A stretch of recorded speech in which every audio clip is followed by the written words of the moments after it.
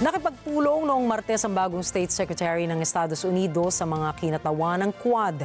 Ito ay ang grupo ng 4 na mga bansang nababahala sa lumalakas na kapangyarihan ng China. Si Marjorie Quintos para sa report.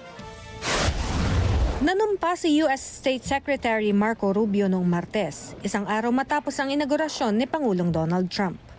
Noong Martes din, nakipagpulong si Rubio sa mga kinatawan ng tinatawag na Quad, isang samahan ng mga bansang US, Australia, Japan at India na kapwa nababahala sa paglakas ng China.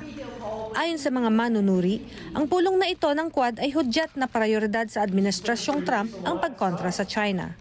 Ito ay sa kabila ng hindi agarang pagpataw ng taripa ni Trump sa China, gayon din ng hindi pagbanggit ng bagong Pangulo na banta ang lumalakas na bansa.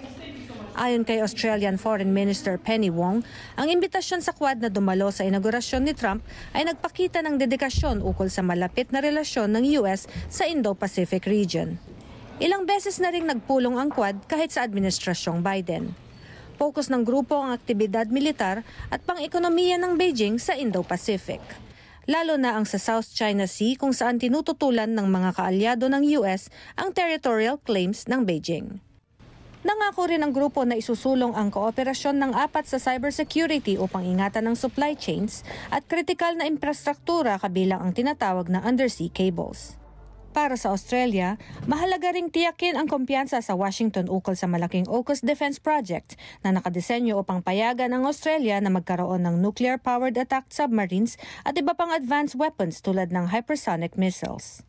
Samantala, tinuligsa ng China ang Quad bilang Cold War construct. Ayon sa Beijing, paiinitin lamang ng AUKUS Alliance Regional ang paramihan ng armas.